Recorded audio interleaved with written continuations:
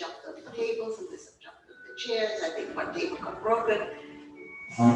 The doctor said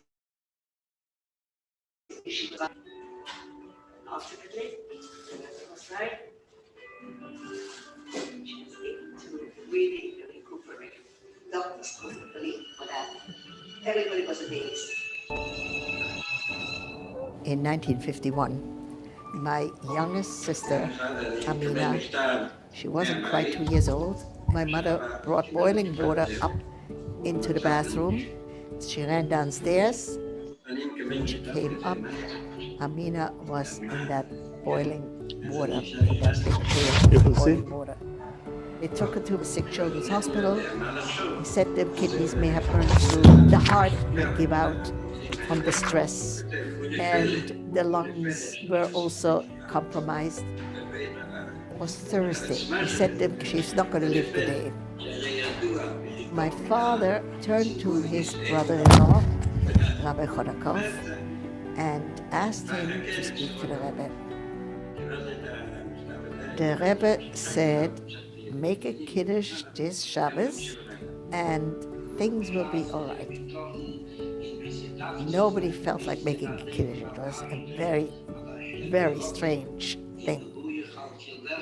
Ja, du, die Zähne, was wird einmal gebracht, im Namen von Balschente, und einmal im Namen von dem Magi, und einmal im Namen von dem alten Redner, da male Meilo, die das Mimo, du, was mit Prave, das Simcha Gdela Lemato, Mimo, ist auch das Bild, das Simcha Gdela Lemailo, und von dort wird das Nimschach, Millionen הכי גשמי והכי פשוטים ובלושן וסקלו ואלף ברוכס ובונה חיו ומזיין לרניך. And they drank and they ate and they danced and they jumped on the tables and they jumped on the chairs. I think one table got broken. The doctors didn't think she would survive Friday. Ultimately, the Rebbe was right. She was able to really recuperate. The doctors couldn't believe what happened. Everybody was amazed.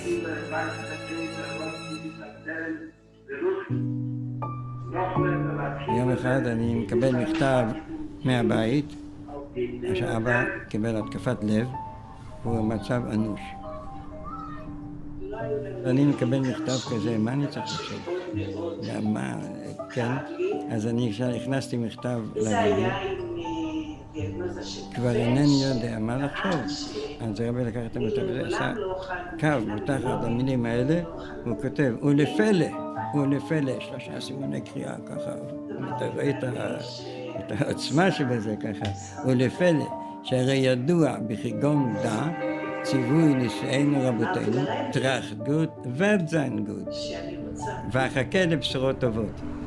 קיבלתי את המכתב הזה, ידעתי שם שאני חי, טוב, המשכתי להגיד תהילים וכן הלאה, אז יום חמישי בלילה.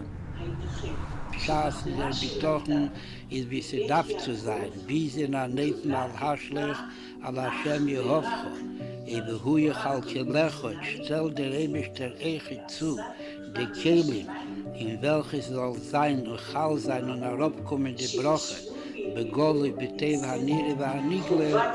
עוברת השבת, ביום ראשון עזבתי אומץ וטלפנתי הביתה.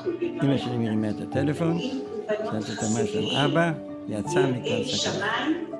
עברתי את הכביש והלכתי במינקה שם, ואמרתי שהרבי יוצא ממינקה.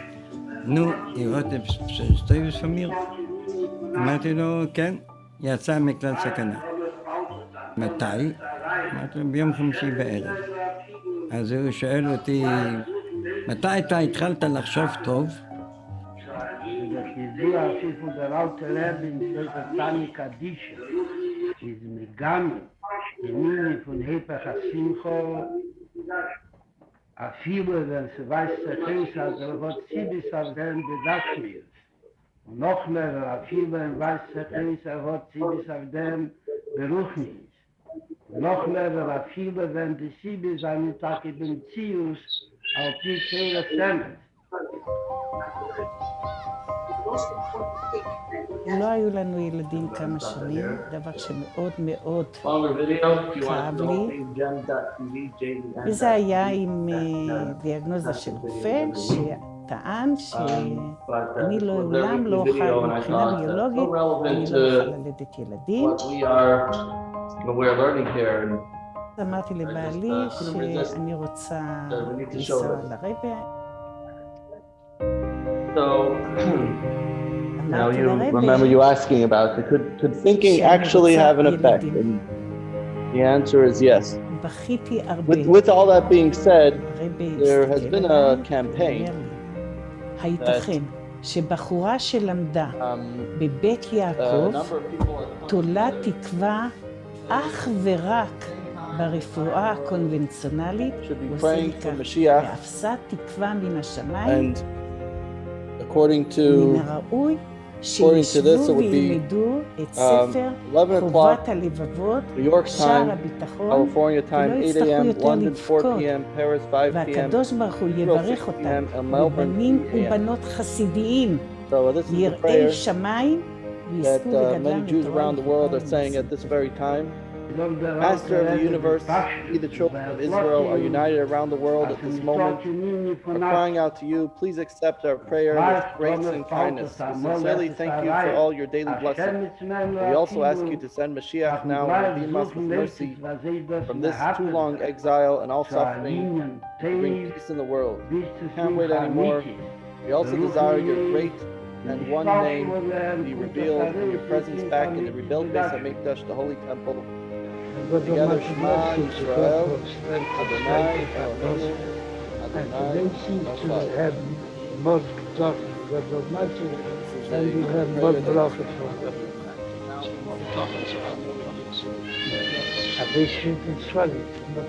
Echad. Okay, we're back on. Now let's get.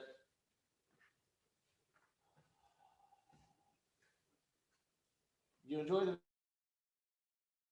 video? Did you enjoy the video? Were you able to see the video? You were not able to see the video. Well, here we go. Okay, what can I do? Well, we'll try this. What did you write?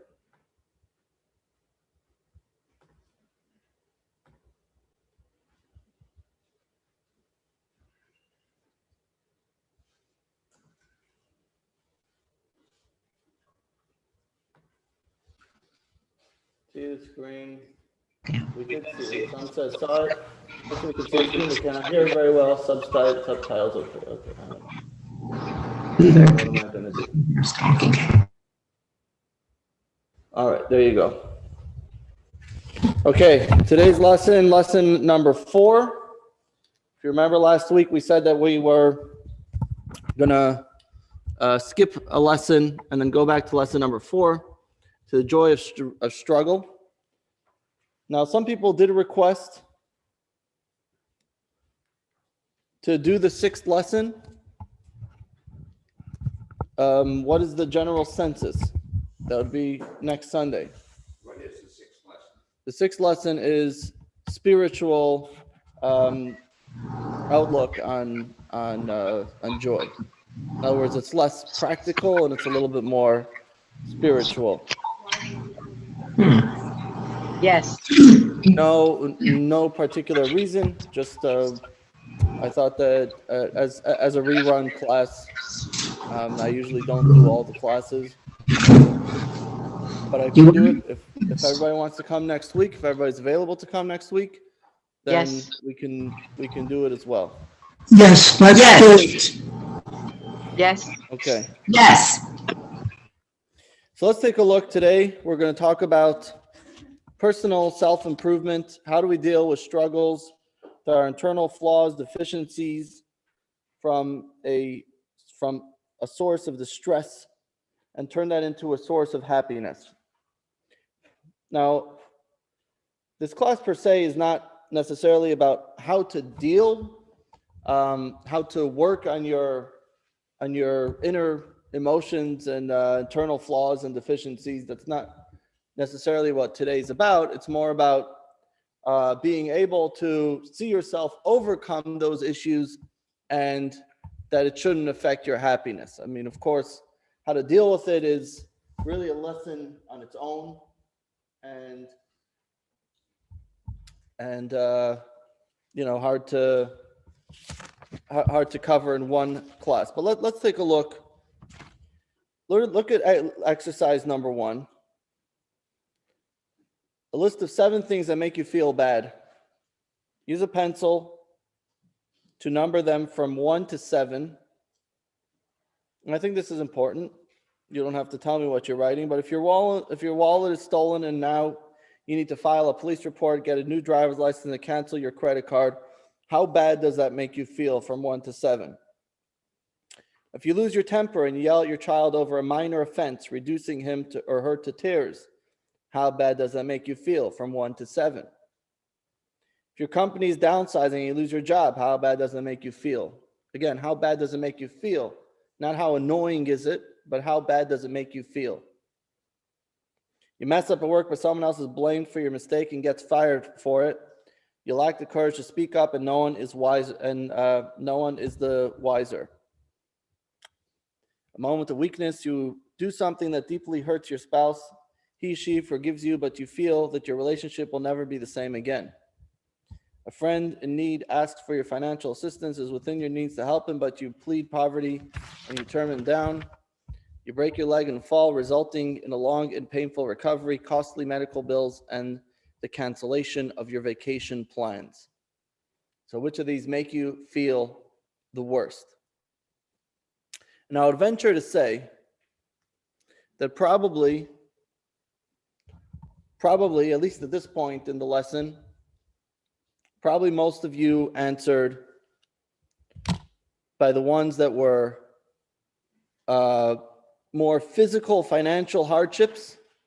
Those probably didn't rate as high as things that were about a negative character trait. Probably, I'm assuming for most people, such as greed, anger, cowardliness.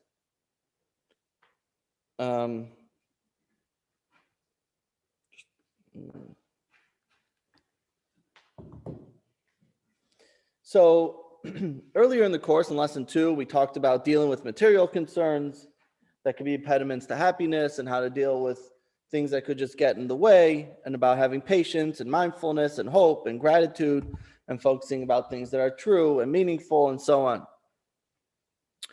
But it would seem that these things, as making them priorities, it still leaves a place in life that could be missing happiness. And that is when we feel what some people refer to as the Jewish guilt. The Jewish guilt could impede on happiness. And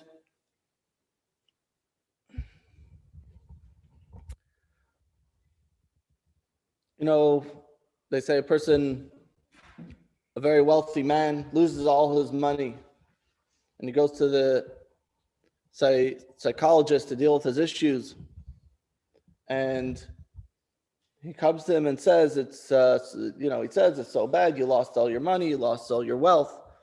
And he says, no, it's not that. It's that now I don't have a sense of humor. Everybody used to laugh at my jokes. Nobody laughs at my jokes anymore. I'm not smart anymore. Everyone used to come to me for advice. Now I'm not smart anymore. I don't have anything to give. Everyone used to come to me for what to give. And so he says, it's one thing to take away my money, but why do you have to take away my brains?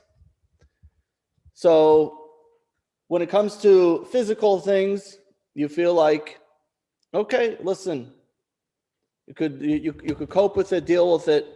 But when it comes to something that you feel that is an internal struggle, a character flaw, a negative thought, a failure to meet self-improvement goals, missed opportunities, these are all things that could really affect you in a much deeper way than just simply having something that is of a physical challenge, or annoyance. So these type of things, character flaws, negative thoughts, failure to meet self-improvement, missed opportunities. Character flaws, we're all aware that everyone has some character flaws. Nobody is perfect. And you may hear about someone else that is generally more generous, more selfless, seem to be more accomplished, may have more spiritual values. And you look at me, I'm greedy, uncanny, insensitive. And then you have negative thoughts. Negative thoughts, you have things that are unhealthy desires, anger, vengefulness. Then you have things that as failure to meet improvement goals, losing weight, I have that issue, being a better parent, better spouse, spending more time constructively, doing things that you feel are more important. And then you look at yourself and you just don't seem to be keeping up to what you really want to be.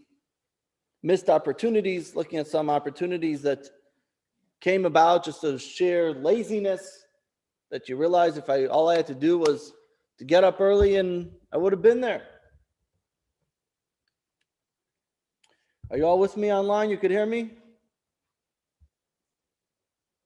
Yes. Wonderful. Yes. Hear you just fine, Rabbi.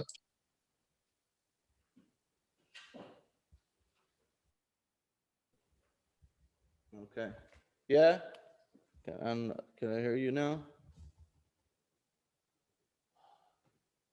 Yes, okay, good. All right, so these are things that could really weigh a person down. When you want to feel better, you want to feel more refined, you want to be, we have constant struggles against our coarseness, against our desires of selfishness, of laziness. These are things that are constantly we never seem to be overcoming them. And it seems like a joyless ride. So now we're going to learn something today that is very revolutionary concept. Now, some of you who have been to some of my other classes where we learned some Tanya, which we did learn some of the basic fundamentals of the book of Tanya. So these concepts may be a little bit familiar to you.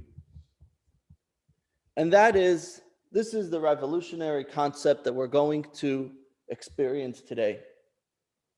And that is that the Hasidic teachings the Hasidic teachings teach us that we're not only supposed to be happy despite our failings, but that we should be happy because of our failings.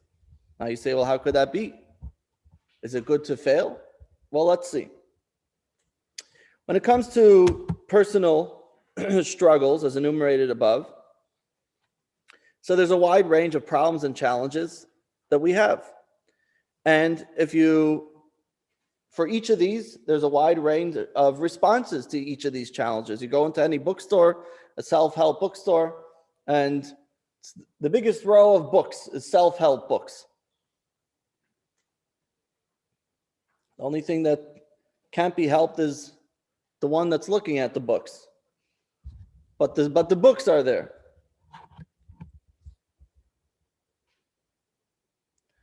A man walks to a librarian for help and finding the self-help section. And she says, wouldn't that defeat the purpose? Right? So sometimes it's more than a joke, that's what people are doing.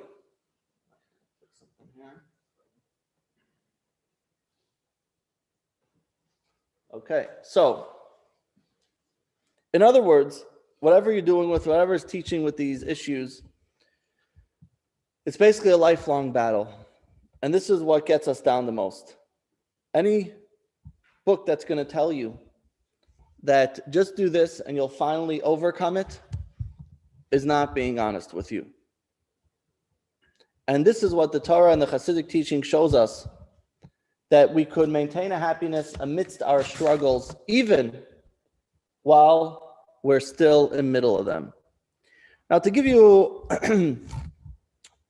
a little perspective, we're going to take a look at a study.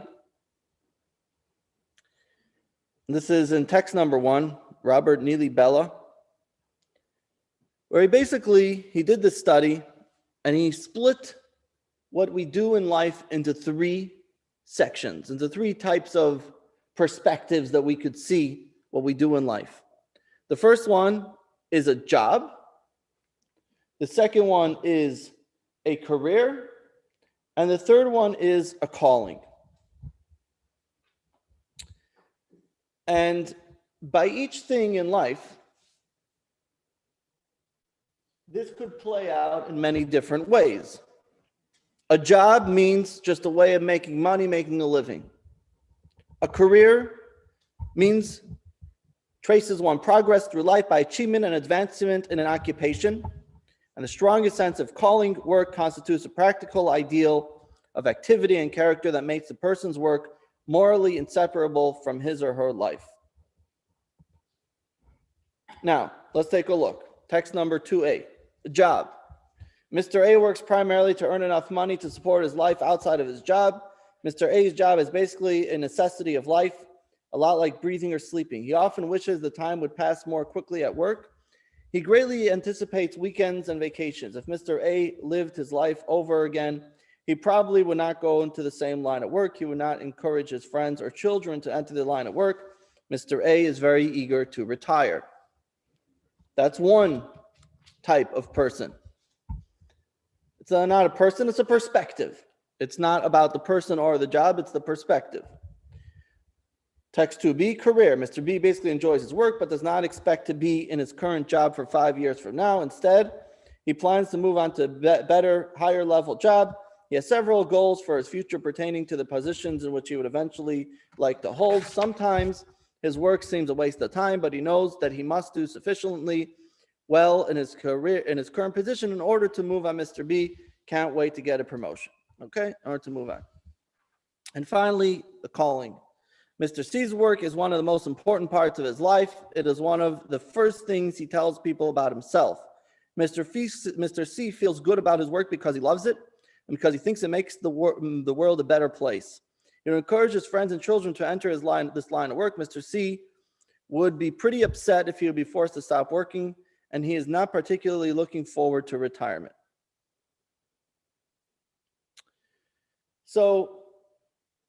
And then finally, D, we suggested that callings would generally be associated with greater life health and job satisfaction with a better health. Results were consistently in this direction, with job responders scoring lowest and calling responders scoring highest on all 4 of these measures.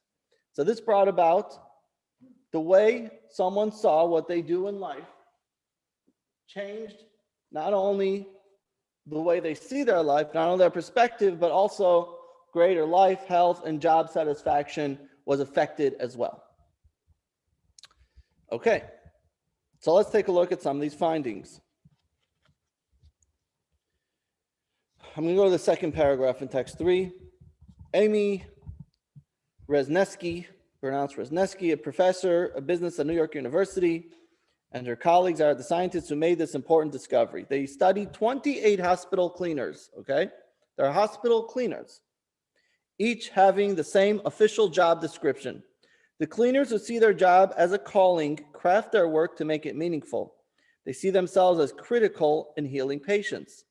They time their work to be maximally efficient. They anticipate the needs of their doctors and the nurses in order to allow them to spend more of their time healing, and they add tasks to their assignments, whereas the cleaners in the job group see their work as simply cleaning up rooms. So this could be true about anything. You could have a physician who views his work as simply interested in making a good income and does not have a calling. And you could have a garbage collector who sees his work as making the world cleaner, healthier place. So it's not about what you do. It's about the perspective and how you see it. And the same could be true about anything. It could be true about family, about children, about the way we eat, about the way we sleep.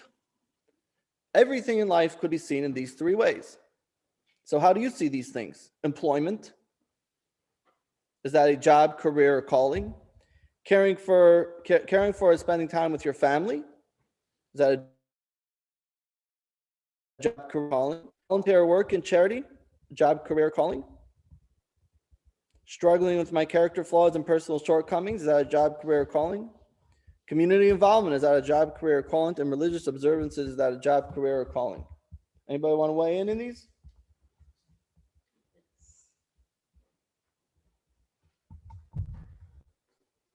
Okay, let's start with the first one. Caring for and spending time with my family.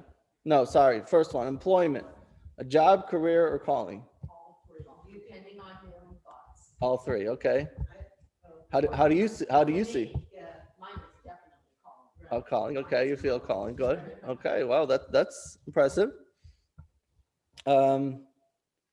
Caring for and spending time with my family. I checked off calling on all of them. Okay. Put it that way. You checked off calling all of them.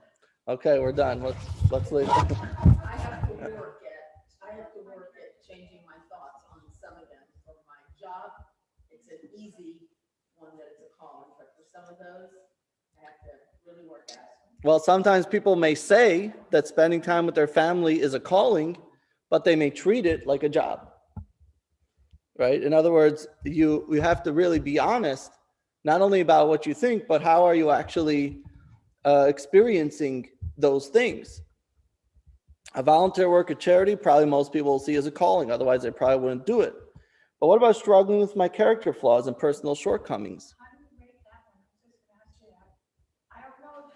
There isn't a right or wrong answer. It's how you feel about it.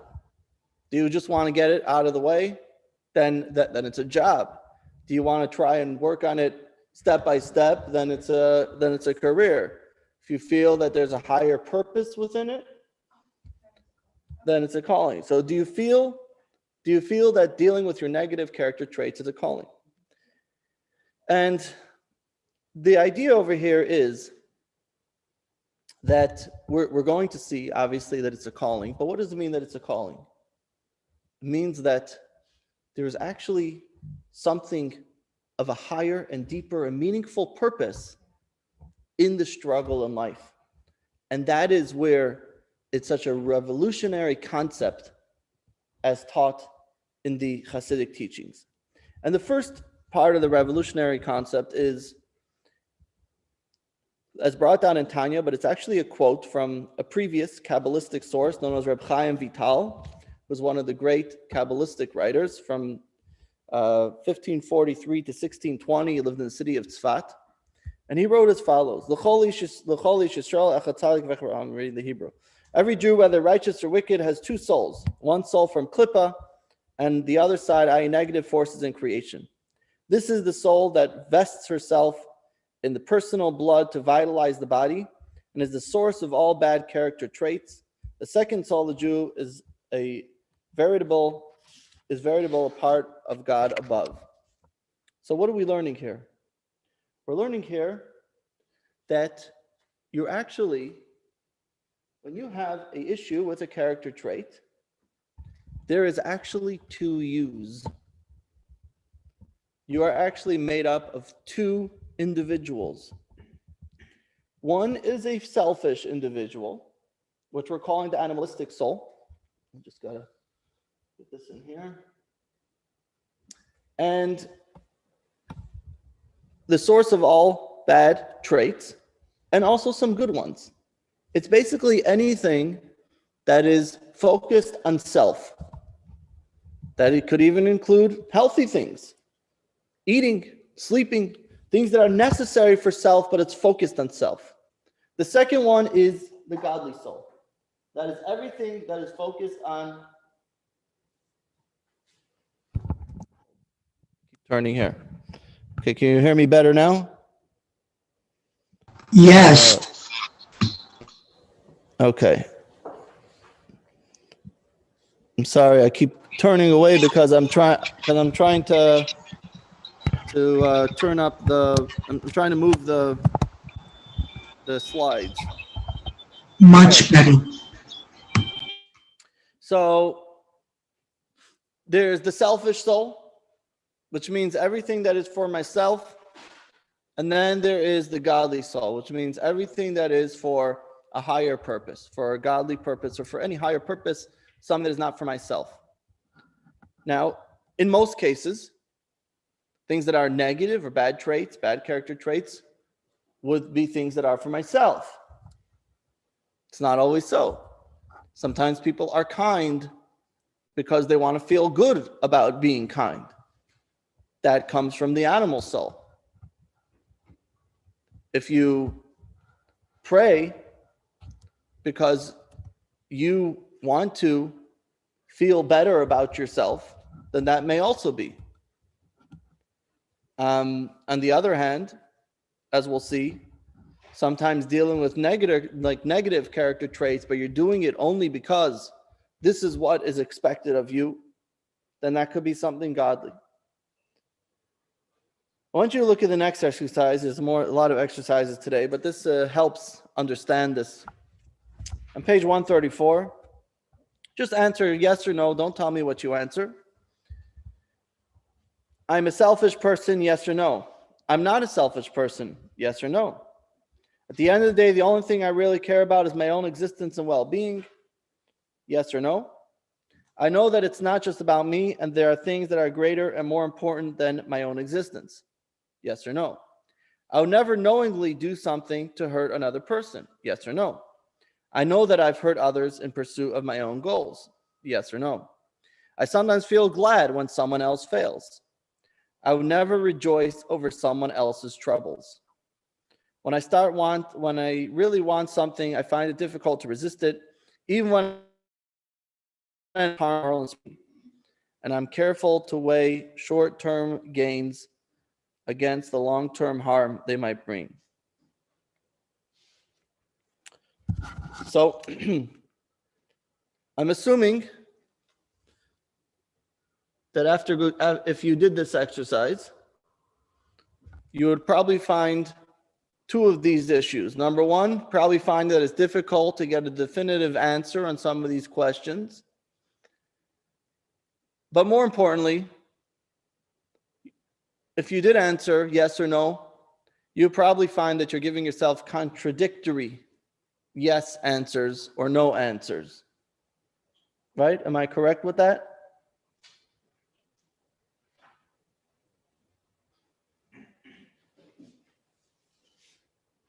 And this is where it becomes very interesting. Could you have both? And the answer is both could be true. It could be a yes and a yes for two contradictory answers. Why? Because you have two yous.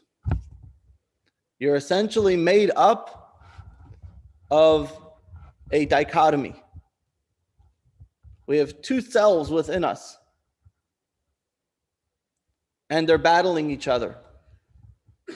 And not like most people understand our body,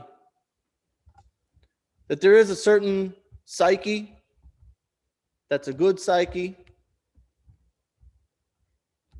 and another one that's bad, but it's made up of the same. According to the Hasidic teachings, there are actually two separate souls, two identities that are challenging each other within ourselves. And as we see in text number 4, be like two kings who battle over one city, each desiring to conquer it and reign over it. That is, to rule its inhabitants according to his will, that they should obey him in all that he decrees for them. So too the two souls, the godly one and the animalistic one, come from klipa, which means anything that is not of holiness is referred to as klipa, which means a shell. They battle each other over the body and all its limbs.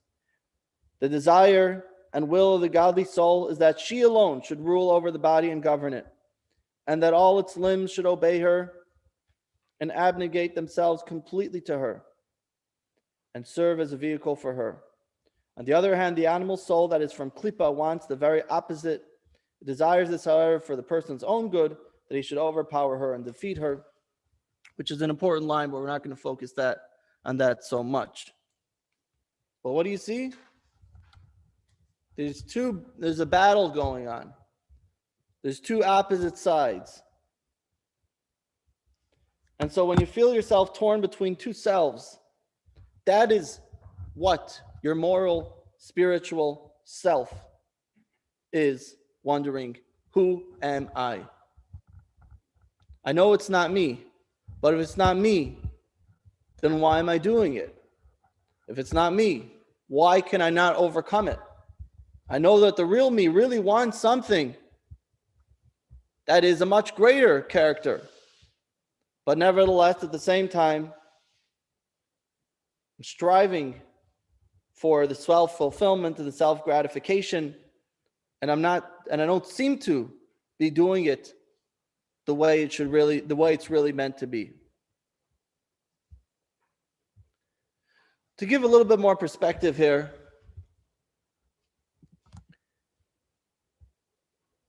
the Tanya explains that there's two prototypes of individuals in this world. There's what we refer to as a tzaddik, which is referred to loosely as a righteous person, and a beinoni, which literally means an intermediate or a median person. A tzaddik and a beinoni. And again, this is one of the revolutionary concepts of the book of Tanya, the Hasidic teachings. A tzaddik is a person who, for the most part, does not have the negative side to him. He has a physical body, but the physical body is completely geared to a higher purpose. Everything that the tzaddik does is for a higher purpose. Is anyone here a tzaddik? You can tell me yes. I am definitely not. But a tzaddik basically completely transforms the animal soul. His character traits have been refined, and all the aspirations are holy and pure.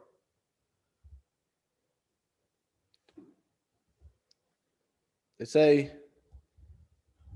there was a rabbi who had just redone the concrete in front of his home.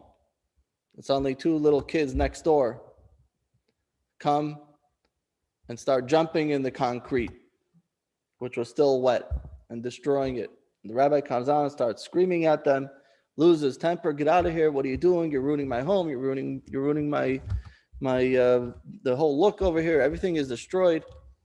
And the neighbor says, Rabbi, I just heard you preach in synagogue that you can't lose your temper. You can't be angry. And he says, yeah, that's only in the abstract, not in the concrete. Right? So it's very easy to preach about things. It's very easy to preach about being a tzaddik, but realistically, it's only in the abstract. And most people are not like that. How do I know most people are like that? Most people are of the beinoni, because the Talmud tells us, text 5a, God saw that tzaddikim were few. He went and planted a few of them in every generation. There's only a few. There's a few tzaddikim. Are there some in our generation? Yes. We know of some of them, who they are. But there's very few. And even people who may be looked at as great rabbis or great leaders doesn't necessarily mean they are a tzaddik according to this definition anyway. There is the more simplistic definition of a tzaddik, which just means that you're righteous enough to go to heaven, which means that you have more good deeds than negative deeds. And that's also a definition of tzaddik, but that's a borrowed term for tzaddik. The definition of the identity tzaddik is one who has completely removed his character traits. And any self-help book that tells you this is how you get rid of your character traits, unless that person is born a tzaddik and a perfect righteous individual, they are lying to you, because it is not possible. in most cases. Most cases. Can't say it's impossible. It's most cases. The Beinoni, text 5b, is the measure of every person. And for this, every person should strive, for every person can be a Beinoni at every time and every moment. What is a Beinoni? According to this, what is the definition of a Beinoni? I should strive to have negative character traits. It's hard to become a tzaddik. Only very, very few people could reach that level. And God planned that there should be very few tzaddikim. A Beinoni is for everyone. But if the Beinoni, which has two souls, one a godly soul and one an animal soul, the self-centered soul, if that animalistic soul is there, why? Why are we here just to struggle? What is the purpose for it? You're basically saying that no matter how hard I work, I can never really get rid of my negative tendencies. And just so you understand, the job of the Beinoni is not to completely change character traits, although you should work on that as well. That's something definitely to work on, but it's not the purpose of this lesson. And you should try to make the traits better. And if someone has negative traits, they have to try and work on them to become a better person. But that's not your job as a Beinoni per se. A Beinoni, which means an average, regular person, your job is to work on three things. In Hebrew, machshava, dibur, maaseh, which means your thought, speech, and action. That's your job. Because those are things that you could control. You may not be able to control who you are. You could control what you do. You could control what you say. And you could control what you think. You could control what you think. You could push out negative thoughts from your mind. That's what you have to work on. Changing your identity, that's a different challenge. That's a tzaddik challenge. Changing those three things, thought, speech, and action, that's your job. And you say, why? If I can't really change on myself, why do I have to keep struggling? Take a look at text number 6. Again, another very revolutionary idea. Now, the purpose of the evolution of the worlds and their descent from level to level is not for the sake of the higher worlds, because for them, this is a descent from the luminance of the divine. Rather, the purpose of the lowly world, for so it arose in God's desire that he should derive satisfaction from the other side that is conquered and darkness is transformed into light. What is it saying? That the purpose of our creation is to work on that struggle constantly. To work with that darkness. To turn it into light. To conquer every single moment that we overcome a desire to do something negative, to think something negative, to say something negative, and we push it away. And in many cases, switch it over to something positive. I was gonna go to watch the game on Shabbos, but instead I decided to go to synagogue. I turned it over, something good. I was gonna think about how annoying this person is to me, but instead I said I'm gonna call him and wish him a happy birthday. You could switch it over too. Again, we're not necessarily talking about changing your character traits, but we're talking about changing the way you are expressing the way it comes out in yourself. And while it seems a little counterintuitive, there's simple logic behind the statement. God is infinite and absolutely perfect. God is not looking for more perfect beings. Because any being that is created, even in the spiritual sense, will never reach that level of lofty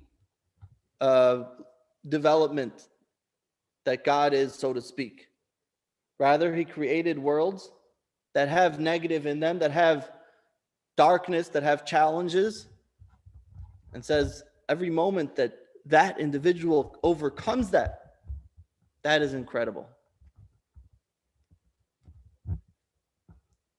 It's like they give a parable. They say, a man said he wants to give a really, really great gift to a king. He says, I'm going to give you a parrot. This parrot is going to talk and say everything that you want it to say. And it brings a beautiful parrot to the king.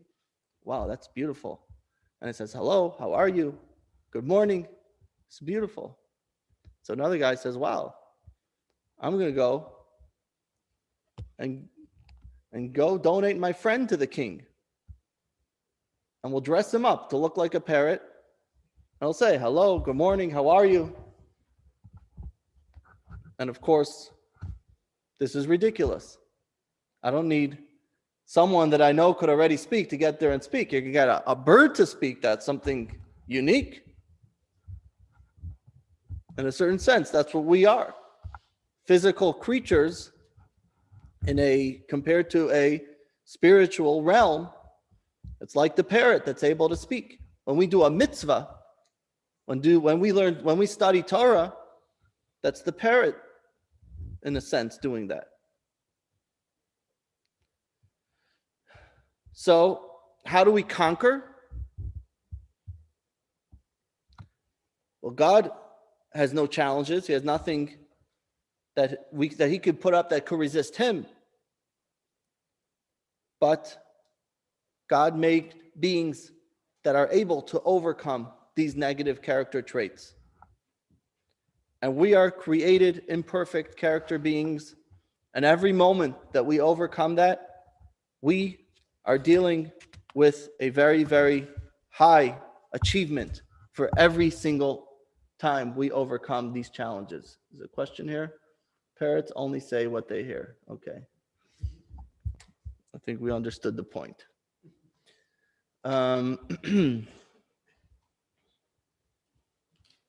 So only an imperfect and conflicted being can fulfill the purpose for which God created the world. It's an interesting story.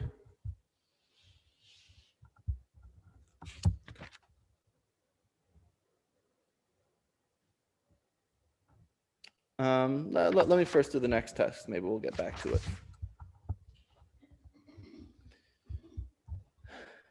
And this is really the clincher. This text over here, text number 7. If your despondency is not from concern over actual sins, but from negative thoughts and negative desires that befall your mind, then, on the contrary, again, listen, you should rejoice in your lot that although these negative thoughts and desires befall your consciousness, you avert your mind from them, thereby fulfilling the divine commandment, you shall not go astray after your heart and after your eyes. In fact, despondency over such things actually stems from conceit. It comes from the fact that a person does not know his place and therefore feels bad that he is not on the level of a tzaddik, who is not plagued by such thoughts or folly.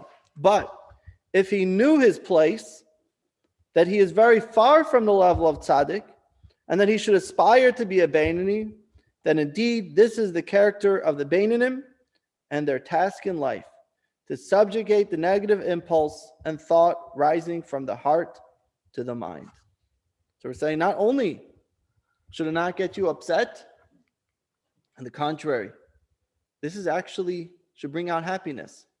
Because do you know that you are able to achieve your purpose in life by overcoming this struggle.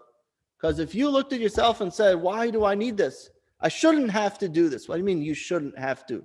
That means you don't know who you are. That means you don't know your place. If you knew who you are, then you should say, yes, I should have to, because this is what my purpose in life is.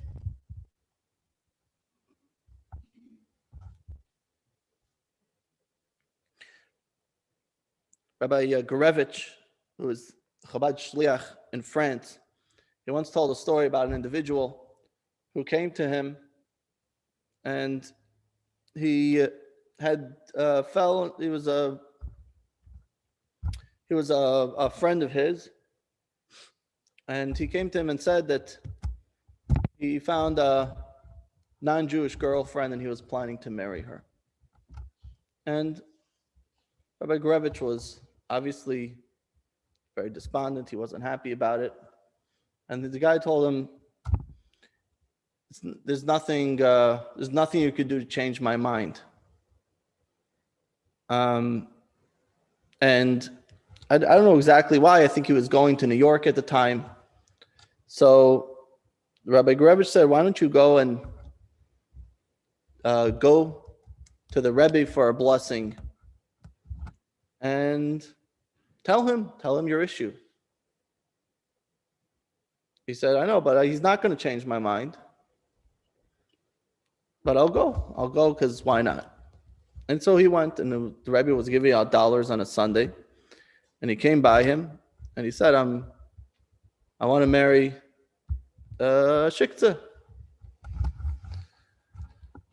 So the Rebbe looks at him and says, I envy you. He says, what do you mean? I'm doing something that's obviously not in line with what you believe. He says, I envy you. He says, what do you mean? He says, God has given you a challenge that you have the ability to overcome. I don't have any such challenge. God never gave me such a challenge. So that means I don't have the ability to overcome that challenge. Because God will only give you a challenge that you have the ability to overcome. If I had that challenge, I wouldn't be able to overcome it. But the challenge means that you have the ability to overcome it. The guy walked out completely discombobulated, wasn't sure what to think. And in the end, he ended up breaking it off and ended up marrying a Jewish girl and raising a Jewish family. But this idea, the saying, I'm jealous of you because you actually have the ability to accomplish something incredible by overcoming this challenge that's presented before you. And he was saying, I don't have that challenge, but you do. So you have a greater ability to overcome it. That should make you happy.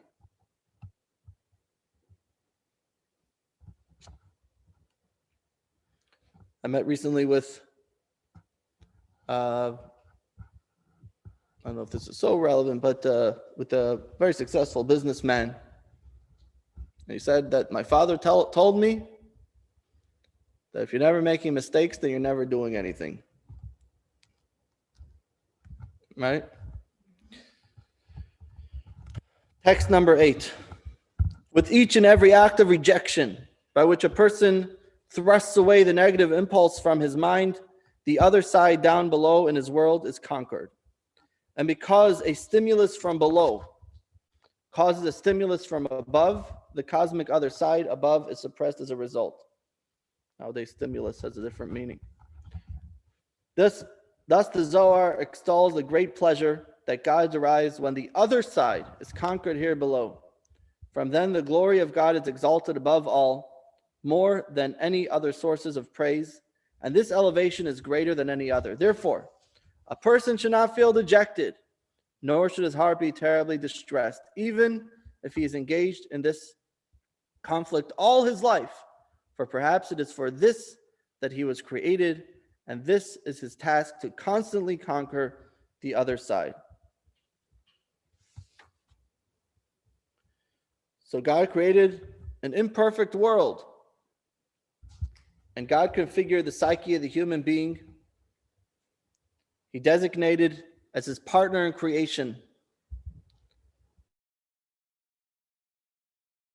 that he's able to this perfect world and work on it and elevate it and take every moment and every challenge to fix it.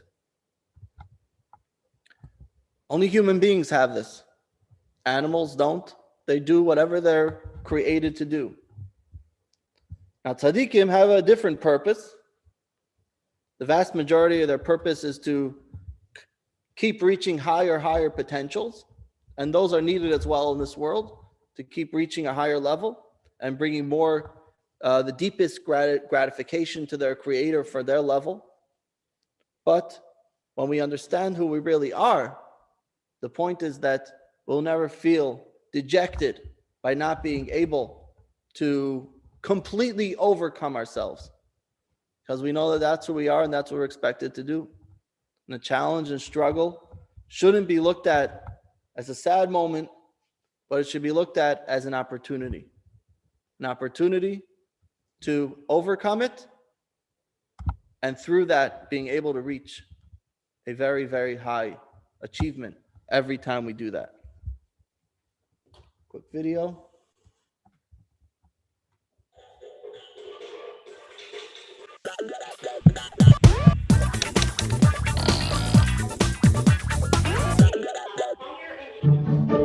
One day, a fire in hell got out of control, and the whole place burned down. It was bound to happen sooner or later, with those infernal fires burning night and day. So a troupe of architects and interior designers were assigned to build a brand new hell. They redid everything, from the landscaping to the ceramic in the bathrooms. But the righteous folk upstairs in paradise complained.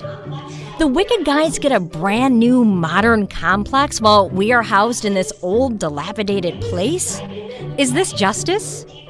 It was decided that the righteous were indeed right. So, the wicked folks were relocated to the old paradise, which now becomes the new hell. And the holy folk moved into the renovated hell, which became the new paradise. What is the meaning of this story? This parable is often used to illustrate one of the innovations of the groundbreaking work Tanya by Rabbi Shneur Zalman of Liadi. Before the Tanya, for many people, their inner life was a spiritual hell. It was a place of discord, self-doubt, and a crushing sense of futility over the never-ending conflict between mind and heart, which went something like this. Why am I attracted to things that are not good for me? Why do I shy away from things I consider good and desirable?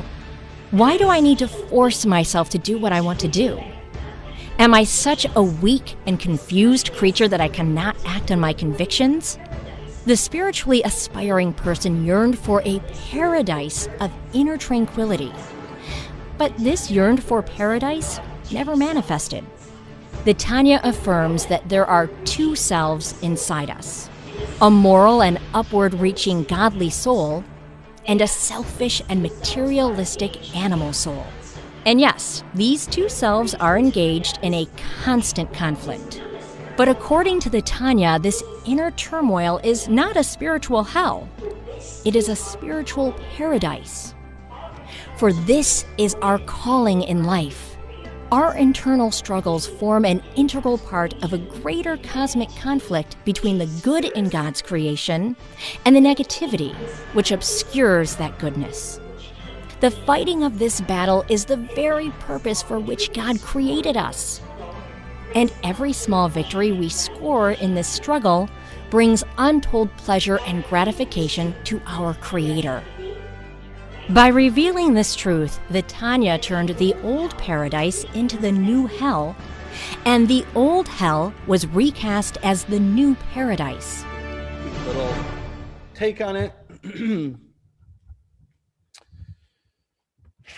Now, human beings have reason to are always finding reasons to be unhappy, at least for adult human beings. And even after we establish that our internal struggles are not a cause for dejection, but in fact a reason for fulfillment and joy, we feel we could still find reasons for dissatisfaction, because we could say, why do I have to be the one to deal with this? Why can't I have something else in life?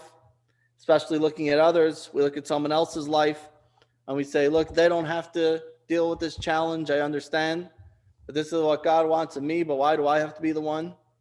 Maybe someone else should.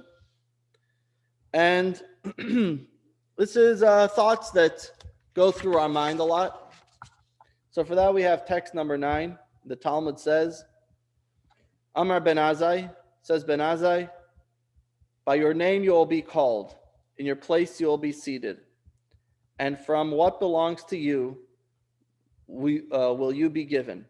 No person can touch what is prepared for his fellow, and one kingdom does not impinge on another kingdom, even by one hair's breadth. Now this applies on many levels, but in a very simple state, it means that no one can touch what is destined for you, and you cannot touch what is destined for someone else. Every person has his or her portion in this world, what God has given them in creation, and it's our job to develop that, to work on it, to make it better, to keep making everything where we were born at this time, at this place, in this century, to make it a better place.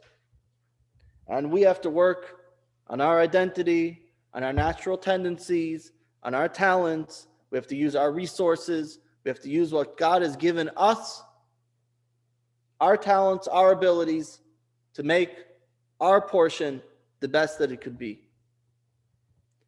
Text 10, for every one of us has a bundle that contains everything we experience in the course of our lives. In the world to come, they will take all the bundles and mix them together. Every person will come, recognize his or her own bundle and the way and want only it. If everybody's, well, how does it go? If everybody's dirty laundry is hung out to dry, and you would go and pick yours. Because at the end of the day, everyone has their portion in life that God has given them. And it's up to each and every one of us to take that portion and to do with it the very best that we could. So God gives a life that is suited for us, realizing each and every individual's potential. And why are we sometimes dissatisfied with that? Because sometimes we don't see the bigger picture. Sometimes we don't see really what we are accomplishing, what we are doing.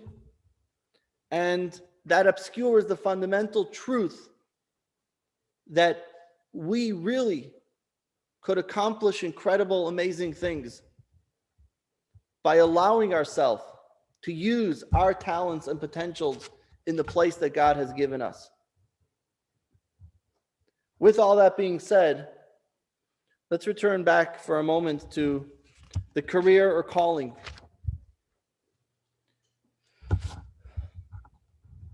We looked at different areas in life: employment, family, community.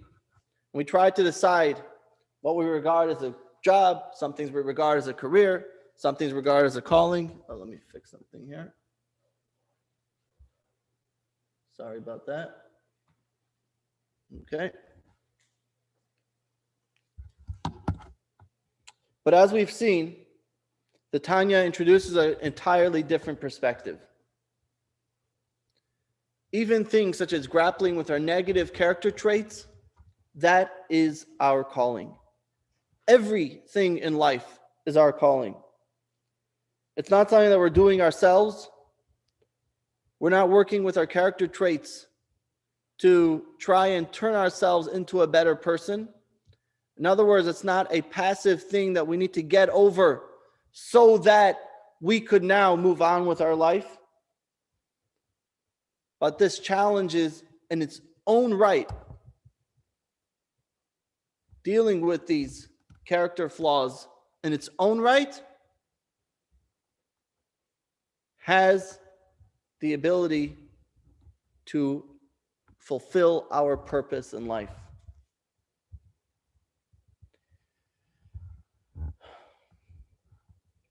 It's not something that we're doing. This is part of who we are. This is part of our calling in life. This is part of our purpose in life.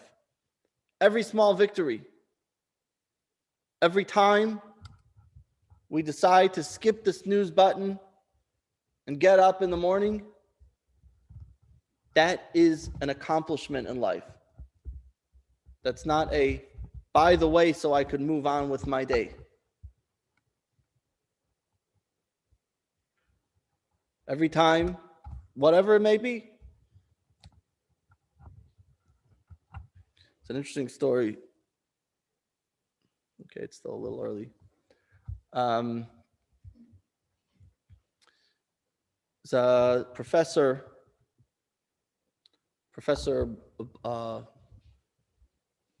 Block, I think it was. He was a professor in Minnesota, and he met a Rabbi Feller, was a Chabad rabbi there. It's a long story. Just one interesting part of the story. The rabbi was in his office, and he basically told him that he has to keep kosher. And he was in Chicago, and there's one thing that he really, really liked in Chicago. He really liked, there's a famous hot dog place in Chicago. I used to pass by it all the time when I was growing up there, and I obviously never went in it. But he loved these hot dogs, and he said, I want to keep kosher, but I need to have one of these hot dogs. And it ended up that he was in the airport. Anyway, basically what happened was he was in the airport, and he was hungry, and he couldn't find any kosher food. Today you could find some kosher food. Then couldn't find any kosher food in the airport, and he was starving. There's nothing to eat, and he gets in line, and he wants to order a hot dog. He says, I don't care what the rabbi told me. I'm going to order a hot dog. I just want to order. That's all I want, and then I'll keep kosher for the rest of my life. He finally went. He got in line. He ordered the hot dog. He was holding the hot dog. He wanted to take a bite, and he said, forget it.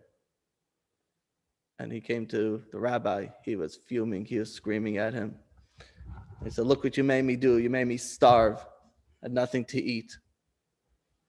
Anyway, the end of the story was he ended up becoming an Orthodox Jew, and he has children and grandchildren who are Chabad rabbis.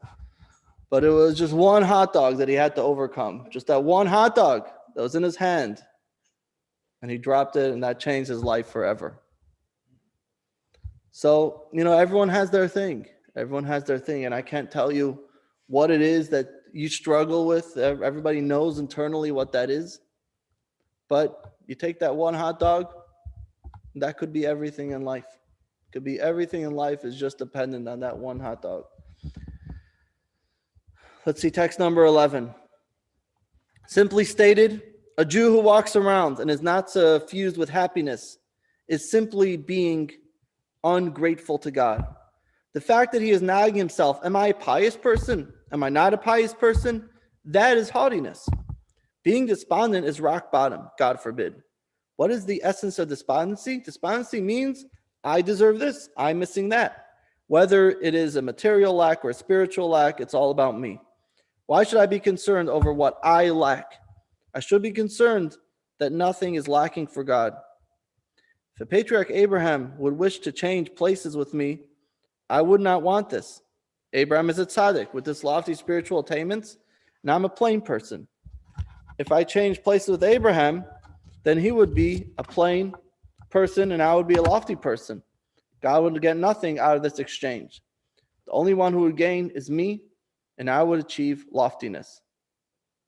It's me, and that I would achieve loftiness. So again, it's just about me and myself. And this is the question essentially. And again, it always boils down to the same point, which is really the underlying issue that we've been discussing throughout this entire course. And that is, what is the guide in our life? Is it about what I want? Or is it about what is wanted of me? Is it about my purpose in life? What God needs of me now, at this moment? Or is it about what I feel I want for my own desire, my own feelings?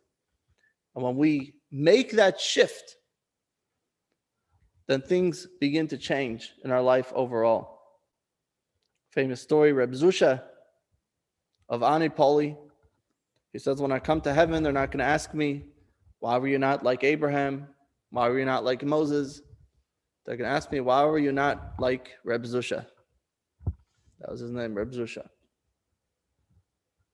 So you have to be yourself. And this is ultimately what it's about. Why am I not me? Why am I not living up to who God wanted me to be? Whether I am Zusha, whether my name is Moses, whether my name is Shlomo, whether my name is Sarah, everything in life is about this. It's about the calling. It's not about me, but about what I'm accomplishing for the sake of something greater than myself, and every accomplishment is a source of joy. And this, my friends, is how we deal with personal struggles and flaws. Knowing that each and every time I overcome that, I am actually accomplishing my purpose in life. And so that should bring joy and not despondency, not feeling sad.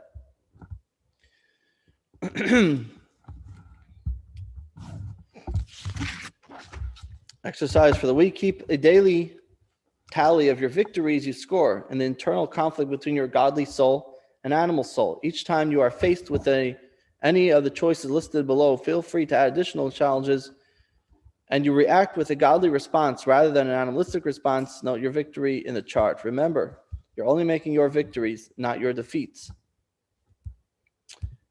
Dwelling on your defeats is counterproductive. This only drags you down. Count your victories at the end of the day. Take a moment to experience the fulfillment and happiness that comes from engaging in your challenges in life. Okay, so this is a nice little thing to take from here. And now we'll look at the closing video. Lesson 4. 1. Spiritual stress is a major source of unhappiness. Key points, Lesson 4. 1. Spiritual stress is a major source of unhappiness. Our deficiencies and shortcomings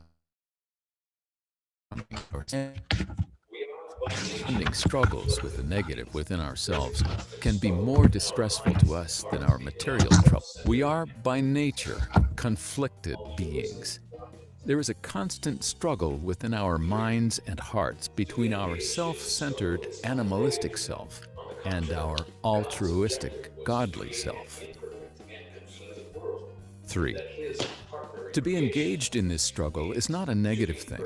On the contrary, God's objective was to create an imperfect and conflicted world, and that His partner in creation, us human beings, should be imperfect and conflicted. Our engagement in this struggle and the small daily victories we score is at the heart of our calling in life. 4. We each have a portion in the world that is uniquely ours. No one can live our life for us, nor can we live anyone else's life for them. It is only by engaging with what we have been distinctly given that we find our true calling. 5. When we live our lives as a career, we are often frustrated and disheartened by what we haven't yet attained and by what others have attained in comparison with ourselves. When we experience life as a calling, then everything we are involved in, including our internal struggles, next week we'll do is a lesson source 6. of fulfillment and joy. And those of you who are online, God willing, we'll do lesson 6 next week. Please remember, this Friday is the holiday of Purim. 2 o'clock on Friday will be a Megillah reading outdoors. Hopefully the weather will be something like this. And there will also be some Purim gifts that you'll be able to take home. If for whatever reason you cannot make it, you should try to read the Megillah yourself, even if you're reading it from a book yourself. It's still better than hearing it on Zoom, believe it or not. And you should give, there's 4 mitzvahs of Purim. The first one is to hear the Megillah. The second one is to share gifts of food. The third one is to, wait, let me stop this. The third one is to share gifts with the poor. And finally, to have a joyous meal, a festive meal. All this is part of the mitzvah of Purim. Again, we'll be doing this at 2 o'clock, so please join us next Friday.